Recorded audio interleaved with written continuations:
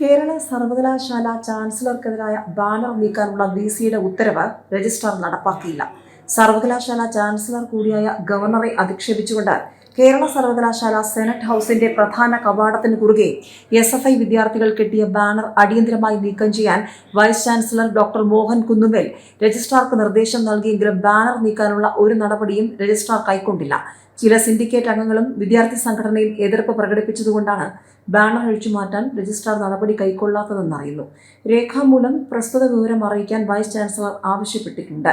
Banner നീക്കം ചെയ്യാൻ security ഉദ്യോഗസ്ഥരെയും ആവശ്യമെങ്കിൽ പോലീസിനെയും അറിയിക്കേണ്ട ചുമതല രജിസ്ട്രാർക്കാണ്. എല്ലാ കോളേജ് കവാടത്തിനു മുന്നിലും ഗവർണർക്കെതിരായ ബാനർ കെട്ടുവാനുള്ള SFIയുടെ ആഹ്വാനം അനുസരിച്ചാണ് SFI പ്രവർത്തകർ യൂണിവേഴ്സിറ്റി ക്യാമ്പസിന്റെ പ്രധാന കവാടത്തിന് കുറുകെ ബാനർ കെട്ടിയത്. സർവകലാശാല ക്യാമ്പസിൽ 200 മീറ്റർ ചുറ്റളവിൽ അധികൃതർക്കെതിരെ അനൌദ്യോഗിക ബാനർ, ബോർഡ് എന്നിവ പ്രദർശിപ്പിക്കുന്നത് വിലക്കിക്കൊണ്ടുള്ള ഹൈക്കോടതി വിധി നിലനിൽക്കവെയാണ് CPM സിൻഡിക്കേറ്റ് അംഗങ്ങളുടെ എതിർപ്പ് കാരണം വിസിയുടെ ഉത്തരവ് മറികടന്ന് ബാനർ നീക്കം ചെയ്യാൻ രജിസ്ട്രാർ തയ്യാറാകാത്തത് എന്നാണ് ആക്ഷേപം.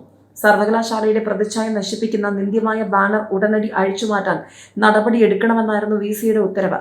രാജ്ഭവനിൽ നിന്നുള്ള നിർദ്ദേശം അനുസരിച്ചാണ് ബാനർ നീക്കം ചെയ്യാൻ വിസി നിർദ്ദേശം നൽകിയത്. രജിസ്ട്രാറുടെ നിലപാട് വൈസ് ചാൻസലർ രാജ്ഭവനെ അറിയിക്കുമെന്നാണ് അറിയുന്നത്.